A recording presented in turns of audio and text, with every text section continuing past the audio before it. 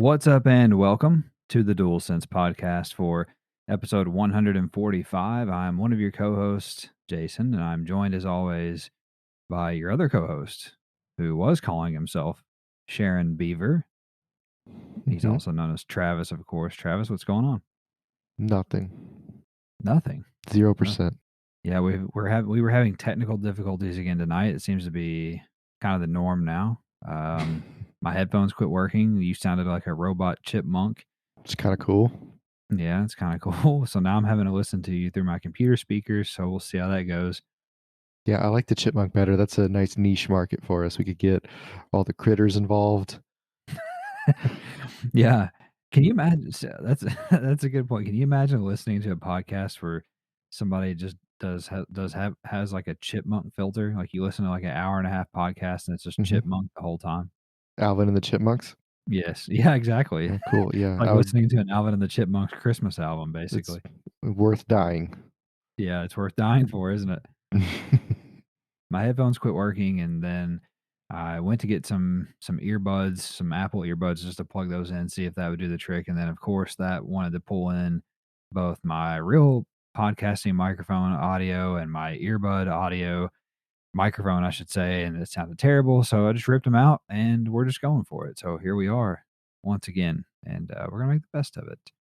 Anyway, Travis, we are a weekly podcast where you and I get together and we discuss all things PlayStation, like news, rumors, new game releases, and much more. And we do it all in under 90 minutes and post new episodes on podcast services around the world on Mondays, as well as YouTube, where we also share gameplay videos occasionally. And you can find us on social media as well. We'd love to hear from you. We're on Twitter, of course. That's our primary feed.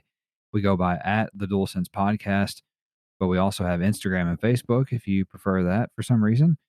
Our website is the dualsensepodcast.wordpress.com. We post the episodes there each week as well, in addition to the show notes, and our pictures are there, our bios are there.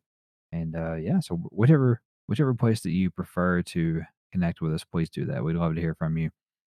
Now, without further ado, we're going to get cooking here because we have a pretty big week of news for a change. It's been a little bit slow, I would say. So we're coming back in a big way, or not we, I should say, but PlayStation's coming back in a big way. So here we go, starting with number one.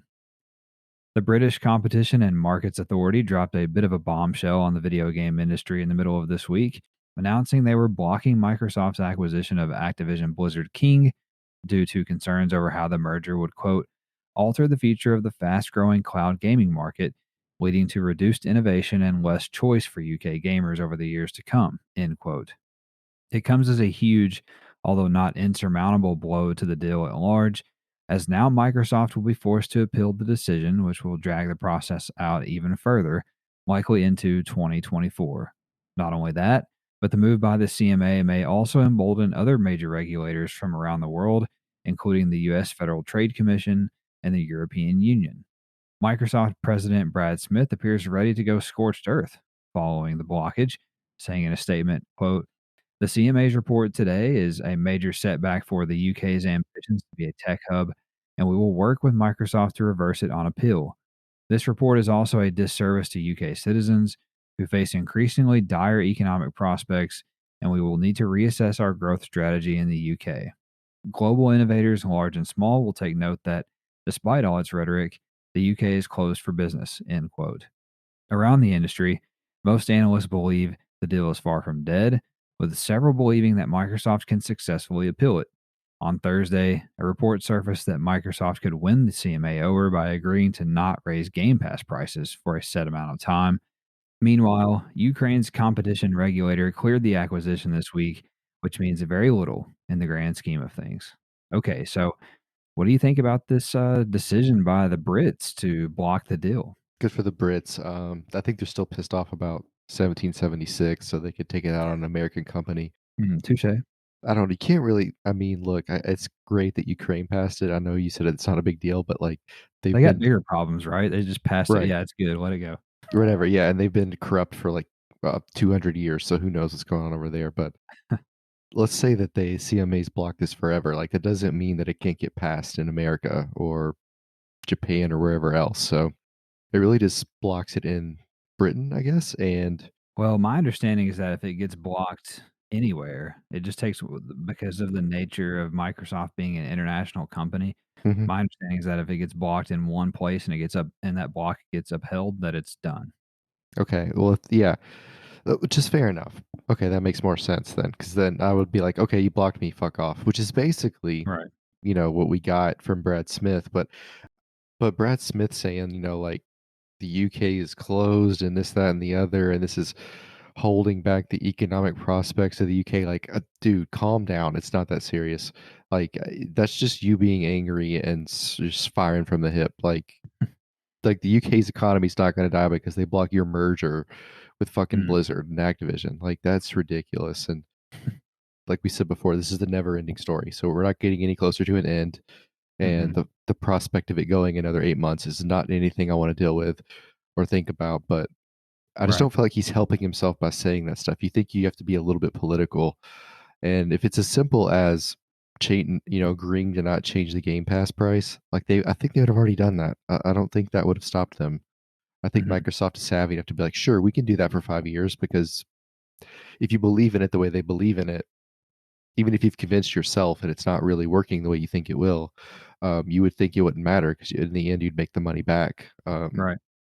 I think his comments are very offhand, very I just don't it doesn't feel like he thought out what he was saying, but he clearly did. You can tell it's written well, but I mean, I don't think he took his emotions out of what he's saying, and I think as a president, you have to do that of a company. You have to be able to remove yourself from that. Like, the only person who I could think of in the world who can get away with that's Elon Musk, and that's because he has more money than anybody in the world. Right. So, I don't know, man. I don't think he did himself any favors, and I think it's much more complicated than just don't raise the price of Game Pass. I think there's something else there that Mhm. we don't really have all the information on. Yeah, I thought his remarks were pretty inflammatory, and I was a little bit surprised that he came out firing so rapidly, I guess, from the hip.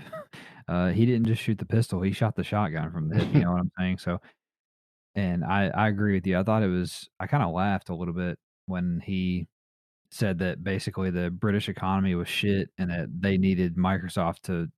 They needed this deal just as badly as Microsoft needed it, is the way I was taking that by Mhm. saying that the British economy was dog shit, basically, is what he was trying to say. I thought that was very odd. And to your point, I don't know that that's a way to try to win an appeal in a country that just blocked your deal. But I mean, what do I know? Maybe it's just business tactics. Obviously, I'm not the president of a Fortune 500 company, one of the biggest, richest companies in the world, but I think it's a big deal that this generally speaking, that this got blocked. I think this is a big hurdle for Microsoft. Will it still get passed? Will Microsoft win on appeal? I think it's a pretty good chance. But I mean, the weird thing is that 24 hours before this news came out, there were news stories coming out that Microsoft was or that the CMA was about to approve the deal. Mhm. And then 24 hours later, they actually announced that they blocked it. So I say that to say that I think that it's somewhat unpredictable at this point, in particular with the British CMA. And you and I have talked on the show before about how the thought was that Sony's best chance to get this deal blocked was in the UK by the CMA, and it just so happened to work out that way. We know also that the U.S. Federal Trade Commission has already sued Microsoft to try to block this deal. I don't really know how the it works with the FTC in terms of, like, why can they just not outright block the deal? Like, why are they having to sue Microsoft? I don't really understand that. I'm sure they Mhm. all these regulators have to work differently in their countries, but the other big domino to fall could be the EU, and I think if the EU blocks this, and then you gotta look at it this way, then you've got Microsoft fighting with American regulators, with British regulators, and with European regulators, and to me, that seems like a pretty overwhelming task and something that seems pretty insurmountable if they have to fight all 3 of those over this deal. Yeah. And, you and I talked, I think it was last week maybe or the one before, I don't know, but if you remember, you and I were talking about why can't they just take this 69 or $68 billion and just spend it on themselves, basically, and build up their own studios, maybe buy a couple developers. Yeah, basically just invest if they have the money to spend, then do they have to spend it on Activision? I don't really understand that. And if Call of Duty was such an easy game to replicate in 10 years as they kind of insinuated in that one document, then why don't they just do that themselves then if they can't Yeah. go buy it? So I don't know. I think that it's not over, unfortunately, and I hate that this is going to drag out probably to next year, and we're gonna have to keep talking and talking and talking about it, but it is what it is. It's gonna be interesting, even more interesting than it has been to see if this continues to fall through or not. Number 2, Sony Interactive Entertainment, meaning PlayStation, shared their quarterly financial report this week, and as in past reports, it illustrates an extremely healthy and flourishing PlayStation brand.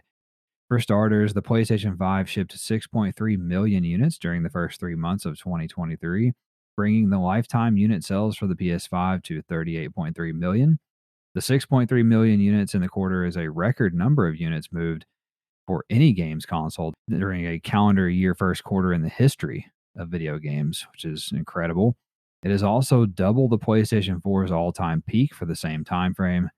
The numbers mean that Sony shipped 19.1 million PS5s during its 2022 fiscal year, meeting its forecast of 19 million units for the year. It's also an increase of 11.5 million PS5 shipped compared to 2021. As far as the current 2023 fiscal year, Sony said it forecasts shipping a whopping 25 million PS5s by March 31st of next year, which will be an all-time record year for the PlayStation console of any PlayStation console, I should say.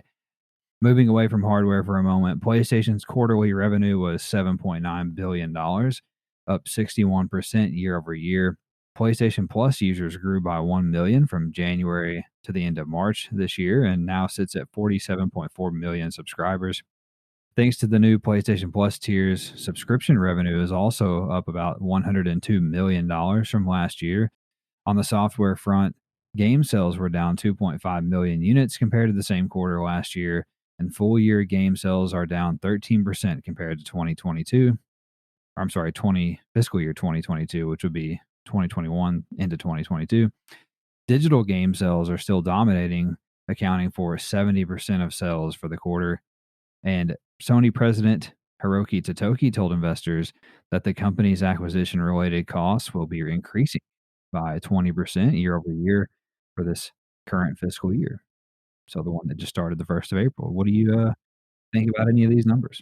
Well, I think it'd be interesting to see what does that 20% year-over-year number look like, and then we can Mhm. see what they've spent, and we kinda have an idea of what they have left, and that could kinda give you a gauge on what kind of studios they're looking at, if they're how big of a chunk is left is what I mean. Obviously, with more money, they could go after bigger ones, but it makes you kinda wonder, Yeah. if they're gonna be transitioning from some of these smaller ones to maybe some mid-level ones and bigger ones moving forward. No surprise in the digital sales. We thought that would keep growing, and it has. But as you Yeah. can really see with the numbers, though, as the fives kind of enter the wild more normally and more abundantly, all the numbers are jumping upward, and it kind of is why I think it'll pass the four eventually in units sold. Mhm. But yeah, the thing to me that it's just kind of crazy that to me at least that they were dead on their forecast, right? 19 Yeah, million, they sold 19.1. Like you almost never see that type of thing. sure. So good for them. They got some people that know what the fuck they're doing. That's pretty awesome. Makes you wonder about that 2 million forecast for the PSVR 2 for this current Yeah, fiscal right. year as well. I mean, they nailed that, so it gives you a little bit more Mhm. confidence in that kind of thing. But Right. God, I mean, like quarterly revenue up 61% doesn't really. It can't just be related to the console. I mean, I guess it is, but Right. I know you talked about the PlayStation tiers. That of course that went up. Some of us got kind of auto submitted in two different categories, so maybe they stole some money there in a way. Mhm. I think the PS Plus numbers will be interesting to look at next year because then we'll have 2 years of data on the tiers, and even a revenue split among the tiers with players among the tiers. You can kind of see where people land and where that money is really coming from. I think that would be a really cool breakdown. Yeah, the one thing that we haven't heard about or that we haven't seen in the report, which I find a little bit odd, is there's nothing about PSVR 2, right? Mhm. So unless I'm missing something, I mean, the PSVR 2 launched February 22nd, which would be in this quarter that we're discussing, and they should have about a month's worth of data, 6 weeks of data to report on. And so I'm not quite sure where that's at. I'm sure it has to be in there if somewhere because they have to report it, but no one is reporting on it in the video games industry and media, I should say. So that's a little curious, maybe not a good sign. I don't really know. But beyond that, talking about PS5, we've been talking a little bit on the show about how it's just blowing up. It's here now. It's easily available, more than it ever has been. You see stories on Twitter and stuff about people being able to walk in a store and find one on shelves, which is cool, and selling gangbusters. And I think that, considering the conversation that we had last week, I think about where it now sits, just a little bit ahead of PS4 since launch in terms of it's now past the pace of PS4. I think that it has a really good chance, like we talked about outselling PS4. I agree with you on that. And, will it hit like PS2 or Switch or anything like that? I don't know. I mean, that seems like a pretty big ask, but can it outsell PS4? I think it can. And I think that it's set up to do so, especially from a standpoint that, there's a little bit of a sentiment in amongst video games fans that we haven't got truly next gen games yet, you know what I mean?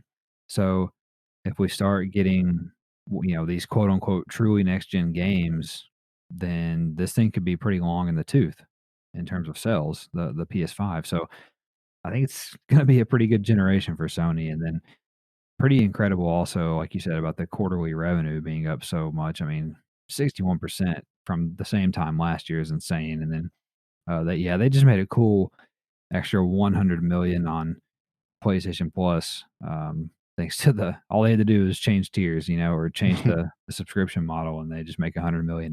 So must be nice. Number three, a massive shakeup took place this week at PlayStation Studio Guerrilla Games, which announced that co-studio director Angie Smets has been promoted to head of development strategy at PlayStation Studios proper, and as such, will be leaving her role at Guerrilla after 20 years at the studio, including the last three as co-director. The move created a domino effect across Guerrilla's leadership, with production director Joel Eschler and general manager Hella Schmidt both being promoted to co-studio directors. Both will serve alongside John Bart Van Beek, James Vanderbeek, who was already in the role. Mikkel Vanderloo will step away from his leadership role at Guerrilla to transition into a new role that focuses solely on leading development and strategy for the company's Decima engine, which is especially interesting considering recent news that several PlayStation studios are developing their next game on the proprietary engine.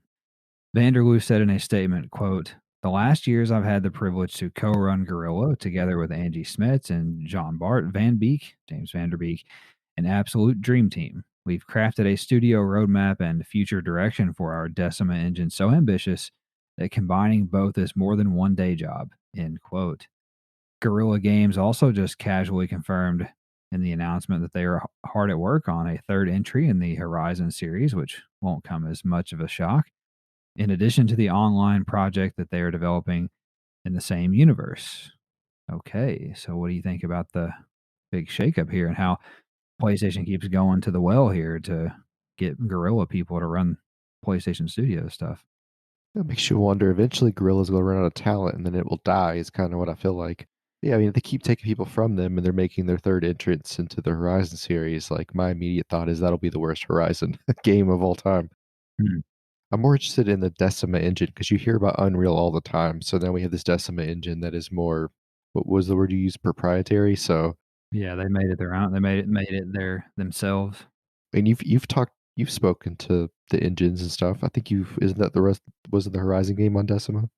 Yeah, the Horizon games are on Decima, Right. and Kojima uses that to make Death Stranding. Right, and people seem to like it, so, I think it's interesting. I like it because, like you said, in the point before, we haven't got a lot of next gen games, and then you see all this Unreal Engine 5 stuff, but then it never looks like that when you play it. It's just constantly vertical slices of Unreal 5. So I'm glad Mm, there's another engine we can play with that seems like it's getting a little more traction in the video game world. So those are the things I like about this. But yeah, I mean, good for Angie, right? I mean, yeah, I mean that's what you would want I think though, that's a new position that they've created, her head of development strategy. I think that's a new job. and that's look at what she did at Gorilla, right? I mean, like the quote says, right? The roadmap and the Mhm. direction for just the engine is ambitious, not just Horizon or other series they made at Gorilla, just the engine. So I mean, clearly there's some pedigree there when it comes to planning and forethought. Yeah. But yeah, I mean, that's what you want though. You want to get bought out, right? And then get promoted into the parent company. Like that's pretty awesome for anybody. So you can't really blame these people for taking advantage of the situation. I just Mhm. negative me always worries about, what does Gorilla turn into? Yeah, I get that. I think that they're still in good hands because they still have James Vanderbeek. They have John Vart Van Beek They still have there. two Vanderbeeks. Yeah, they do. Yeah, they do have Vanderloo and Vanderbeek. I think they're still in good hands, and the fact that they are, promoting within, I think is a good move as well. Bodes well, and these people. I mean, the reality is that I mean, this. We both know this. The reality is that the studio directors. I'm sure they're obviously involved on projects, but they're not the ones that are like doing the work, right? Like, they're not designing the assets in the game. They're not writing the story. They're not making the gameplay systems or building the combat. You know what I'm saying? So they're giving the vision and whatnot. But the people that are like making the game what it is are the people below them. And probably some of these two people that just got promoted are more of the people that have actually had their hand in making Horizon, and in particular, Horizon Forbidden West. So I think that's, in other words, the people who I think made the game that people love or had more of a role in doing that are now the people who are running the studio. So I think that Gorilla, or I'm not Gorilla, excuse me, Horizon, the third game will be fine. And it's convenient, for Angie getting a promotion by her old boss because as we know, the head of PlayStation Studios, Herman Holst, he used to be the studio director of Guerrilla Games. So, I mean, we know how it goes. I mean, you hire people that you trust, you hire people that you know you can count on. Man, Herman making what I believe is a new role in this head of development strategy probably was like, who can I get? I'm gonna go get Angie. I know she does a good job. I know she'll work hard. I know I can trust her type of thing. So there's probably a little bit of that going on too. Not to say that she's not deserving. I'm just saying that people go with who they trust typically, especially for new like uncharted territory. You know what I'm saying? As far as the Decima engine, I'm very keen to see what's going on with that. As I mentioned in the write up, there's a lot of PlayStation teams that are using that. We know Kojima uses that now too. And as you know, I've said on the show that I think Horizon Forbidden West is the best looking PS5 game, bar none. I haven't got to play Burning Shores yet, but that's pretty much the sentiment that people are walking away from with that too. So I think it makes perfect sense. It's if the directive at PlayStation is to hey, we need our own engine internal to PlayStation and everybody needs to use that, then I think Decima's probably the best one hands down. So that all makes sense to me. Number 4, Sony revealed the PlayStation Plus Essential tier games for the month of May this week. The lineup is definitely not as strong as in months past, but there is one certified banger that you should not miss. The new games include multiplayer medieval warfare game Chivalry 2, which is a must play for PS4 and PS5, racing game Grid Legends for PS4 and PS5, and extreme downhill biking simulation Descenders for PS4. What do you think about the list? Obviously, Chivalry 2 is awesome. Can't be Yeah. upset about that. I'm hoping that it just kills. I hope that everybody downloads it in the world. They should. Are we gonna kill some noobs on Tuesday And we or should. Wednesday Why probably? not? Grid Legends. I mean, it is what it is. I think it's free, so you might as well try it out if you want to get some easy trophies. I'm sure that would be a way to approach it. That I think that me and you both would love to have some sort of biking game that was fun, even if it's like trials. Yeah. It looks cool. Riders Republic is kind of the way to go, I think, if you're looking for that. But Yeah, I'd agree. The Descenders is just not a good name for a game like this. Like, It's that not. makes it sound like we're playing, I don't even know, not that, something with aliens or we're minors. I don't know. Like, that's just a Mhm. weird one to me. But yeah, it's definitely like Chivalry 2 is very strong, and then it's a couple of mid games. So, it is what it Yeah. is. Yeah, Chivalry 2, 2021 game of the year. I mean, it just is what it is. It's wonderful. Runs really well on PS5.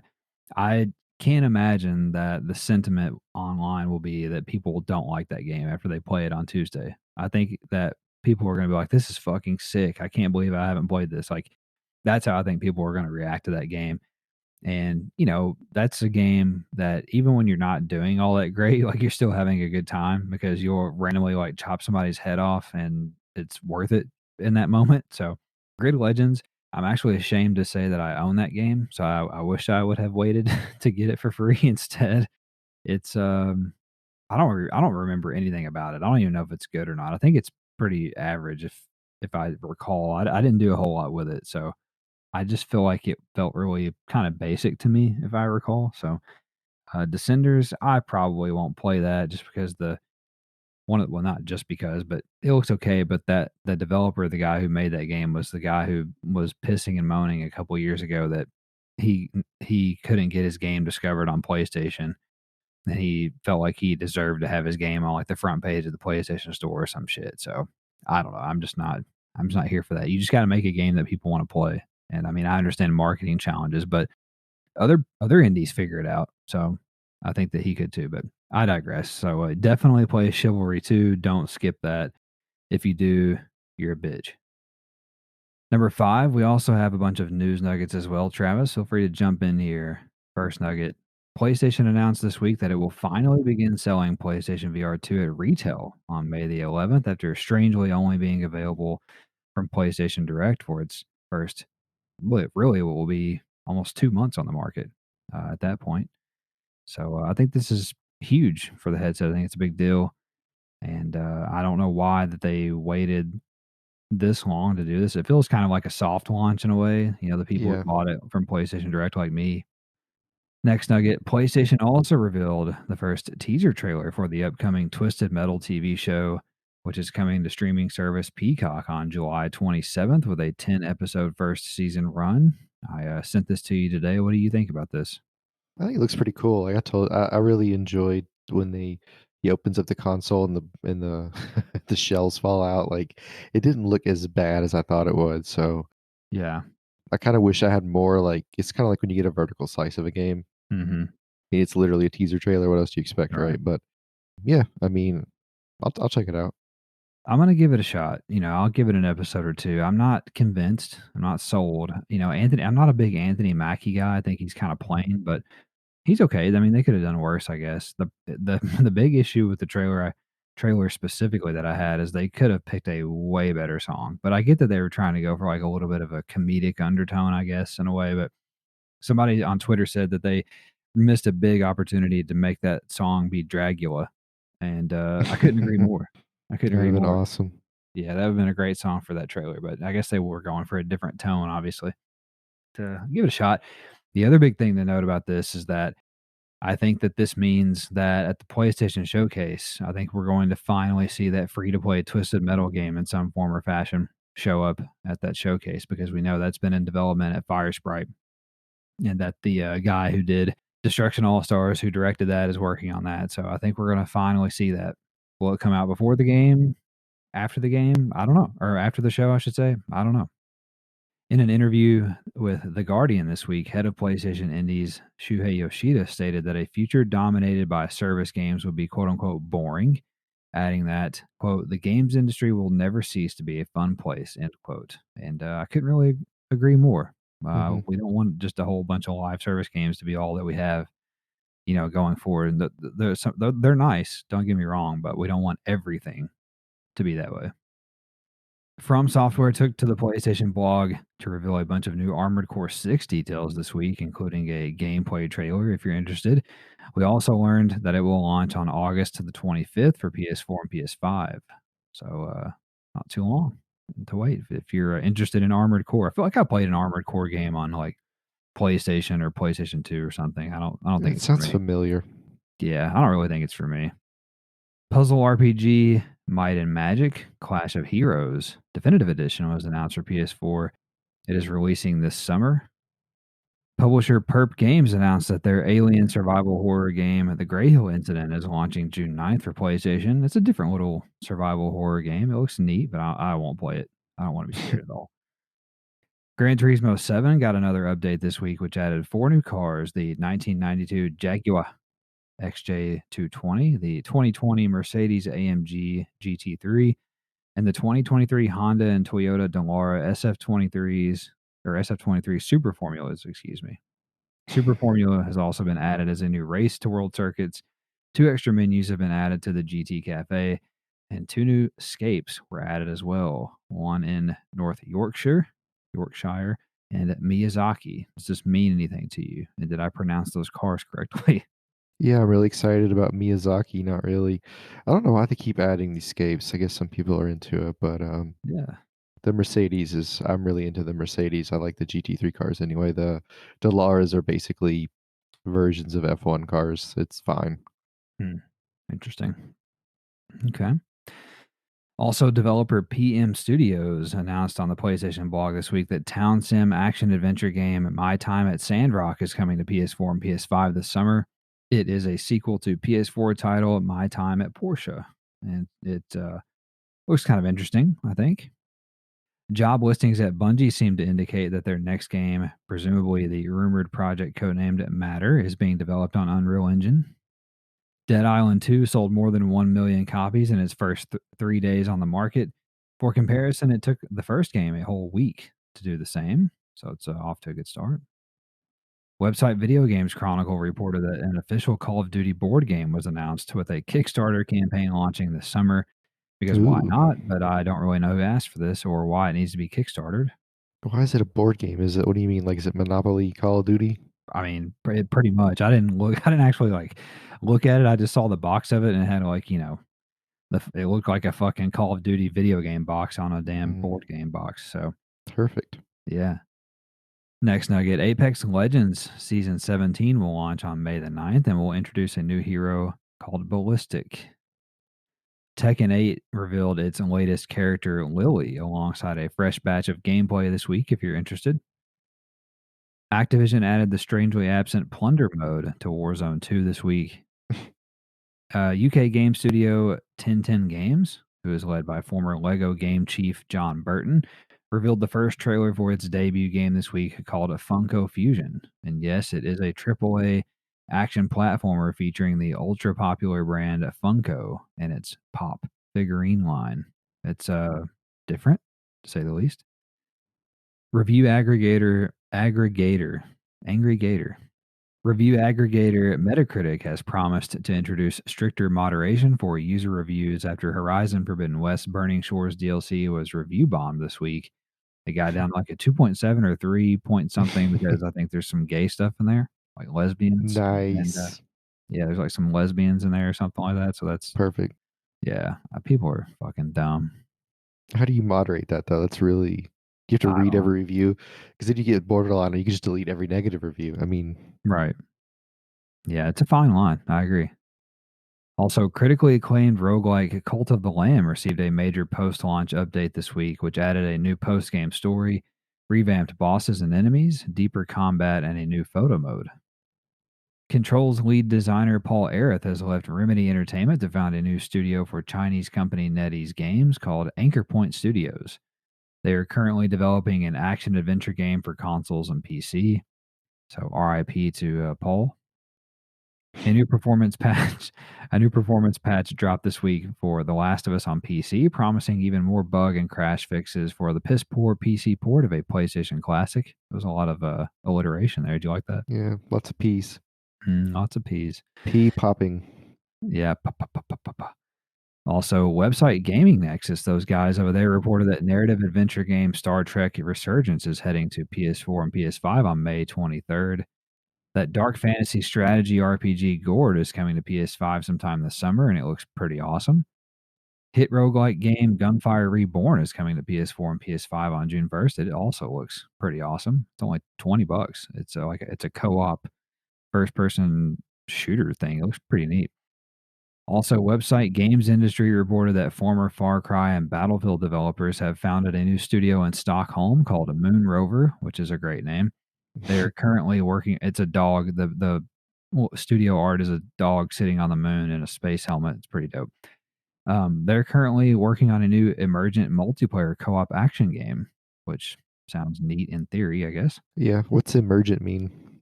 Um, the best way I can describe it is like the dark zone in the division, Okay.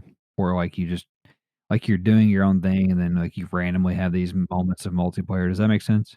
Yeah, I mean, that sounds cool. Yeah, that's the way I think of it anyway. Next nugget. Koei Tecmo announced that Wolong Fallen Dynasty has crossed 1 million copies sold. Website Push Square reported that developer Insomniac Games has grown to over 500 staff, with LinkedIn profiles of employees revealing that the studio is currently working on 3 projects, as we have long speculated on this show. 2 that we know about, Spider-Man 2 and Wolverine, but 1 that we don't, or at least that we didn't. They're also working on a multiplayer project, according to LinkedIn pages. For comparison, fellow PlayStation studio Naughty Dog currently employs around 750 staff. So, likely that they're also working on 3 projects, as we have long speculated on the show here. Speaking of Spider-Man 2, on the aforementioned earnings report, Sony confirmed to investors that the sequel is indeed releasing this fiscal year, if there was ever any doubt, which I don't think there was. A new Sony patent has been filed for a detachable optical disc drive for electronic equipment, which sounds a whole lot like the long rumored PS5 model, which is designed for such a drive. So, Right. I thought we already had that. yeah, I think that's basically confirmation of that PS5 model that Tom Henderson's been talking about. So, we'll hear about that in due time. Also, developer From Software would like to get its games out at a more rapid pace, and they're already off to a great start. As we mentioned earlier, Armored Core 6 is launching a mere 18 months after Elden Ring. So, 18 months is pretty good between AAA releases. Star Wars Jedi Survivor launched this week as a buggy mess, despite reviewing very well. Quite well, actually. So, buyer beware. You might want to wait a few weeks to get some bug patches in there. Japan is getting an exclusive Final Fantasy 16 PS5 bundle, as well as a new DualSense and PS5 cover plates, and a lot of people are jealous about this. But it's their home country, the developer, so I get it.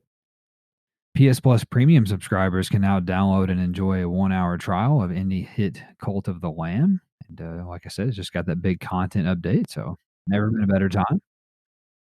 Diablo 4's max level cap will take most players 150 hours to reach, Travis, according to Blizzard, which is asinine to me.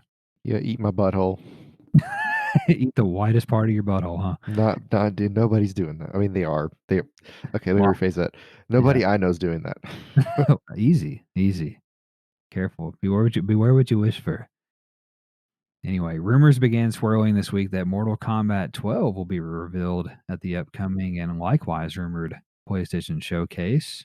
So, I mean, that would check out. There's going to be some third-party stuff there, of course.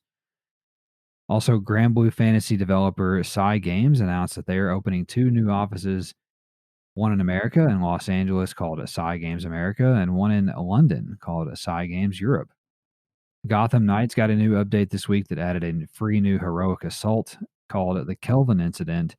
The co-op action RPG will also receive redesigned boss fights in a future update.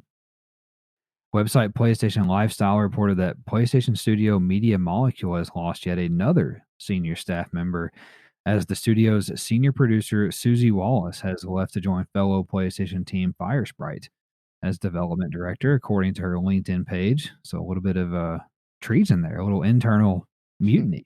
So interesting. Activision Blizzard revealed in their latest financial report that the monthly active users across all of their published games has dropped by more than 20 million players since the holiday season. Maybe Microsoft should not buy them. Yeah, they should just cancel it all. Okay, CMA doesn't like it. You're right. We're out. Also, website PlayStation Universe reported that the following games received update patches this week: Dauntless, or Dauntells, as I have there, The Last of Us PC, Wo Long Fallen Dynasty, Warframe, Gran Turismo 7, Overwatch 2, Cult of the Lamb, Battlefield 2042, Horizon Forbidden West Burning Shores, God of War Ragnarok, and Smite. So if you've been waiting for some fixes or hoping for some new content, you might want to look into those. Also, Predecessor, the revival of Epic Games' third person MOBA Paragon, was officially announced for PS4 and PS5 this week. It can be wishlisted now on the PlayStation Store. It's said to be coming later this year, I believe. Remedy Entertainment told investors this week that Max Payne 1 and 2 remakes have moved on to the proof of concept stage. Cool. Meanwhile, Alan Wake 2 is in the final stages of full production and is on track to release later this year. So Remedy's cranking it out over there. Yeah, I wanna play Max Payne, let's do that. Yeah, that does sound pretty dope. I did not know that those were remakes. I don't remember that. I thought I they were don't either. yeah, I thought they were remasters, so remakes sound pretty dope. Mhm. Also, Cyberpunk 2077's Phantom Liberty DLC has been confirmed for a full reveal at Summer Game Fest in June at Keeley's Joint. Website Gematsu reported that Grand Blue Fantasy Versus Rising's PS5 and PS4 online beta has been delayed and it will no longer take place in May. A 5-volume collection of classic IREM titles, IREM Collection, naturally, was announced for PS4 and PS5, but no release date was given. I have no idea what that is. Real-time strategy action game War Mongrels is now available on PS5 and PS4, and it includes online co-op, Travis, and looks kind of cool. This is that World War II Mhm. real-time strategy game that you and I thought was cool a while back. So do we co-op together against the CPU or against other humans? Against the CPU, correct? We Okay, each have our that could own be cool. character, and we saunter around in stealth, and like it's like a top-down looking thing almost, like isometric. It's Are we commanders? we're like spies basically, Mm. like We should check it out. yeah, like we're like World War II insurgents. So Like the resistance fighters. yes, thank you. That's the Okay, word. there Thank you go. you. Thank you, history major. Okay. Also, sports sim tycoon game A World Championship Boxing Manager 2 will launch May 17th for PS4. 2.5D shooter Flashback 2, a 30-year-old sequel to the retro original, will launch for PS4 and PS5 this summer. It looks kind of cool, actually. Looks kind of cool. Dinosaur Ranch simulation game Yes. Paleokines launches this fall for PS4 and PS5, and it looks wonderful. I think maybe we missed the boat on the Jurassic Park game. Like, I feel like we would have liked that game. Jurassic Park. The one where you, like, open the park and it's like a tycoon game. Oh, yeah, yeah, I know what you're talking about. It's the first one. I've heard the first one's better than the second one, but Oh, I've always been interested in it, and it's on a deep sale all the time for like $10. So one of these days, I'm just gonna do it. I mean, I just wanna play it the wrong way, but it just sounds fun. I know you do. You have that itch in those types of games, like playing War Mongrels with you. You'll throw a stick of dynamite every time. Sometimes, you gotta keep them off guard. I get it.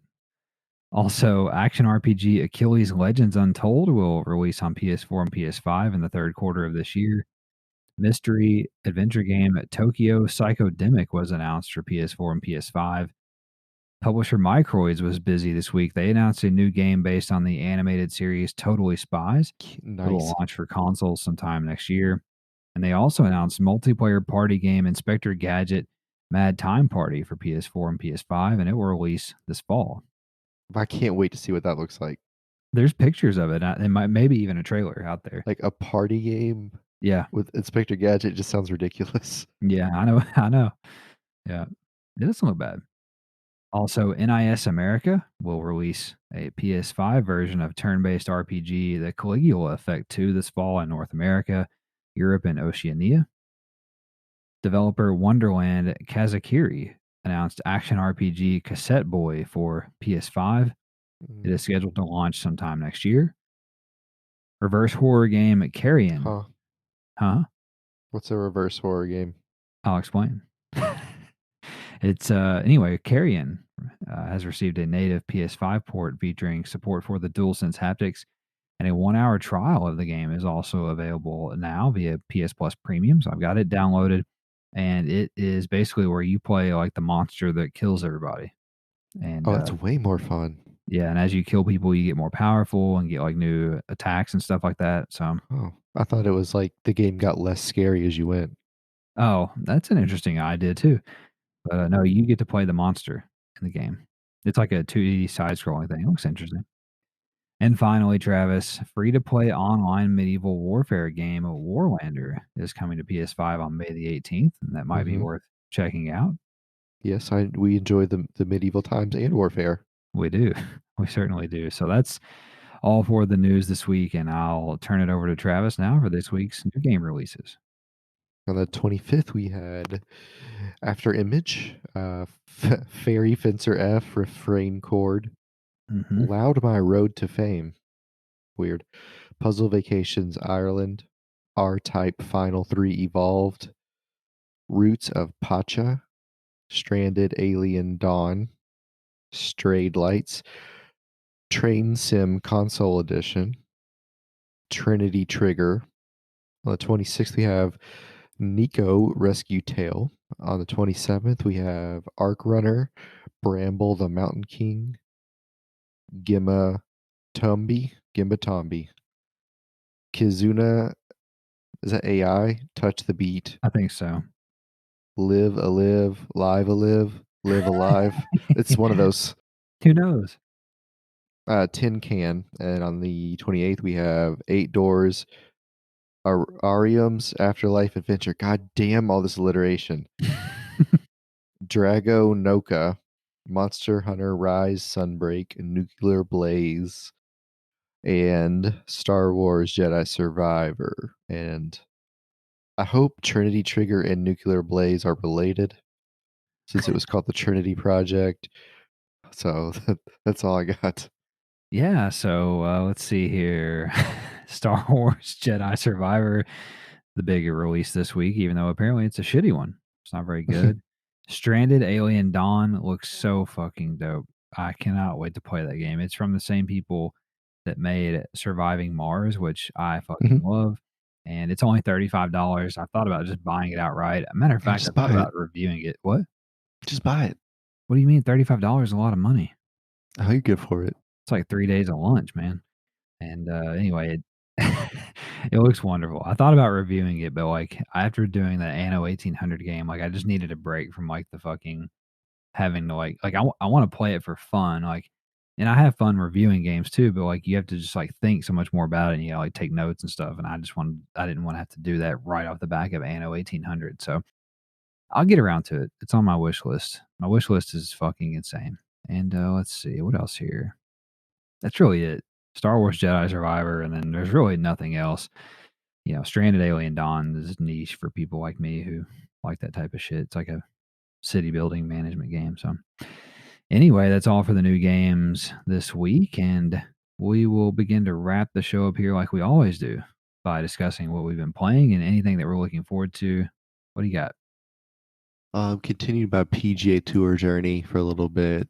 I won 2 amateur tournaments, and then I came in second in another one. Oh, nice. The one I came in second in, I shot a 61 in the last round. I was, like, in 30th place at the start of the I was playing so bad, I couldn't hit a putt for the life of me. And then, I randomly got hot in the last round, and I had, like, 8 or 9 straight birdies. Like, I was just pimping them in. It was ridiculous. I chipped in 2 shots on the back 9 for birdie from, like, the sand. Like, it didn't even make I don't know what happened. I just was locked in. Felt like Tiger Woods. So I'm on some other tournament now. I don't even remember. I didn't start it. Played some Battlefield. Sent you guys a clip last night where I saw you pull up in a vehicle. I was running over to jump in it, and right when I went to hit square, it exploded because you got hit with a missile, and it was Yes. awesome. So Yes. good. I didn't think it was actually gonna happen. It was like, I don't know, it's like watching a tornado come at you.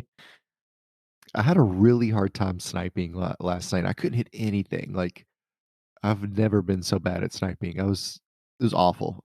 Mm. But the Scar was good. The RM86 or whatever the hell it is was fun. I had a good time with that, and the launcher is still a lot of fun. My little secondary launcher thing. I'm still enjoying the hell out of that. But yeah, good time with that. The restructure of the map discarded was pretty good. It's not bad actually. Like It's a little tighter on the left side and up front. That helps out a lot. But the way it's set up now, though, if you don't have control of the like if the of like D2 and E, you're going to be in a tight spot because you can basically snipe from those areas and Yeah. pretty much hold down every other place. But anyway, it's a nice little addition to that. That game still plays really well. I got a couple of wish list notifications. I think Sniper Elite's on sale, Sniper Elite 5, which Oh, really? it'd be nice if there was a way to tell, if you've played games, but I can't I can't remember if I played it or not. Well, if you don't Um, own it, you wouldn't have played it, right? so yeah, I don't own it, so I don't think I have, but it still was a little rich for me because I know what it is. Like Hmm. it's the same game 5 times, but I don't wanna pay $40 for it. Like, I'd pay 20 for it, and it never gets below 39.99 or whatever it's at now, so, yeah, that's really about it. I don't really know what I'm waiting on other than the War Hospital game. Oh, yeah. Just waiting for that, really. Yeah, that looks so sick. That's, we still got a few months away or, I know. months to wait for that, so you better find something else to live for. Hey, if Anyway, John likes this hockey game, maybe we should jump on that. it is on sale. Oh, I'm glad you said that. Hang on, it is on sale because I got a note or, not a whatever. I saw it on a list. Let me see, out of Yeah. curiosity, what it's going for. I had a blast for that shit with the Chell, man. It's just so much fun. We're so bad at that game anyway. We don't know what we're doing. Yeah, let's see about this shit. Hmm. It's probably Okay. $45. The X Factor edition is the only edition on sale currently. It's normally $100 and it's on sale for $35. So there's that. It comes with a it comes with a signed Sarah Nurse jersey digitally. The fuck does that mean? What do you do with that? I don't know. The standard edition's normally on sale pretty regularly on sale for $20. So there's that. Mm. Wait, which one of these comes with the NHL 94? One of them. Oh, that's okay. That's old. All right. So what have I been playing? You and I played Battlefield, as you said. Tried the new discarded map rework. I'm a fan of it. It's definitely better than before. They have, if I remember correctly, there's only one launch map remaining for them to edit or redo, which is Hourglass, which is the one that sucks massive dick, and It's it's so so fun. fucking big. It's so big and it's so fucking bad. It's comical that they've waited this long to fix it, and I'm guessing it's because they need the most time to fix it. You But know they what I don't mean? know how, yeah. Yeah, it's the worst by far of all the launch maps, so they're gonna fix that sometime. It's going to come out sometime in season 5, so we're probably, like, 2 months away from seeing that or something crazy, but, yeah, I mean, I had a good time, and, I'm slowly approaching 200 hours with Battlefield 2042, so there's that too. The other thing that I have been playing is Dead Island 2. Played some more of it with Jacob the other night in co-op finally, and he invited me to his game, of course, because I've already beaten it, and it's cool. I got to keep all of my gear. It just scaled everything down to his level so that I wasn't OP, which is neat. So I got to have all the weapons that I like and everything, and then it just kind of scales with him as he ranks up. But my character itself got to stay at I think I'm like level 24. So like my character didn't scale down, just my weapons. So I'm still gaining XP to level up my character, which I think is cool. So I think they did a really good job of that. That's very well done from a design standpoint. And then also played some of the Crash Team Rumble closed beta with the guys from Gaming Nexus. Activision and Toys for Bob gave us some codes to play it, and it is not what I expected it to be. I thought it was going to be like a Super Smash Brothers type game, but with Crash people. But because it says the name of it's Crash Team Rumble, but it's more of like it's 4 on 4, and you work to grab the Wampa fruit or Wampa fruit. How I think it's Wampa fruit, and then you have to take it back and deposit it in a bank, and then you can like not kill, but you can knock out the other team. You can steal Wampa fruit from them. Every character has different abilities and different like strengths and weaknesses. So it was actually better than I thought it would be. So not bad. It's gonna be $30 at launch. I don't know if I'd pay $30 for it, but on a sale, maybe would be worth getting. But we'll see if it has a player base. Is probably going to be the biggest question. And the last thing that I played was a game called Manabo: A Walk Through Life. It is a social life simulation game where you play as a turnip. and you literally walk. It's like a side scroller. You hold X and you walk, and time uh, progresses as you move, and you have to interact with other turnips. Just simple button presses like square, triangle, or circle, and have to fulfill need meters and then their need meters. It's like a really, really basic version of The Sims, essentially. Hmm. I reviewed it for Gaming Nexus. I gave it a 5.5 out of 10. I had two really big I Jesus had 2 really Christ. I had 2 really big problems with it. One, Ugh. You're a for a game. turnip, didn't like that. Huh? Didn't like being a turnip. Yeah, didn't like being a turnip, first of all, foremost. I much would have preferred to be a radish. Um, actually, the pet you have pets, and the pets are radishes. So, anyway, God. yeah. No, my my 2 big issues were, 1, for a game that's about life, it has 0 heart. Like, you literally the game could not get me to give a fuck about whether my parents died, my pet radish died, my best friend died. Like, I didn't give a fuck. Like, they die, and then you just keep going. Like, I thought that was so odd. But then I was like, "Okay, it's a simulation game, right?" And, like, you gotta think, like, simulation games, like, they don't have heart. We play City Skylines, you're not crying because a tornado destroys your town or whatever, you know what I'm saying? So, I was like, "Okay, it's a simulator, so I need to approach it from that mindset and that alone." But then I was like, "Well, as a simulation game, there's no fucking hook to this. Like, it's boring. Like, there's nothing to keep me coming back wanting to play this." So, I was like, "This just kinda fails on both accounts for me." And so anyway, that's why I got 5.5. Cute art style though. Charming, turnips, all that, kind of hand painted. Music's pretty good. Like, it's not all bad, but it's, in my opinion, obviously a 5.5 out of 10. So, which for us at Gaming Nexus is mediocre. So, and the subtext is that it failed to achieve what it set out to do, which I think is fair. Anyway, so that's all I played this week. It's all that Travis played, and I'm trying to think. I feel like I've got some things. I'm getting pretty excited about that Lego 2K Drive game that Mhm. comes out in a couple weeks. Do you remember that one that I sent you Yeah. guys? Yeah, that looks pretty dope. So hopefully that's good. I'm excited to play that. But yeah, the other thing we keep saying it, but PlayStation Showcase hopefully coming pretty soon. I'm gonna guess the last week of May would be my guess. So we'll see. Maybe they'll surprise us. Some things are aligning here. We got PSVR 2 coming out at retail. I think there's just some little pieces to the puzzle falling into place a little bit.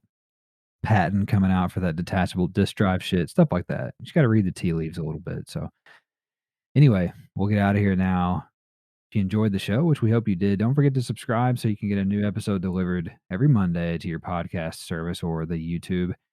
We will do it all in under 90 minutes for you. We promise. Also, leave us a like, a comment, a rating, review. All that's very helpful in our fight against the algorithms across the board. And we'd also love to hear from you on social media. Find us on Twitter at the DualSense Pod, Instagram, Facebook. Our website is the DualSensePodcast.wordpress.com. And yeah, just hit us up and chat some PlayStation with us. We'd love to hear from you. Thank you for listening. As always, have a great week, and we'll talk at you next time. Bye bye.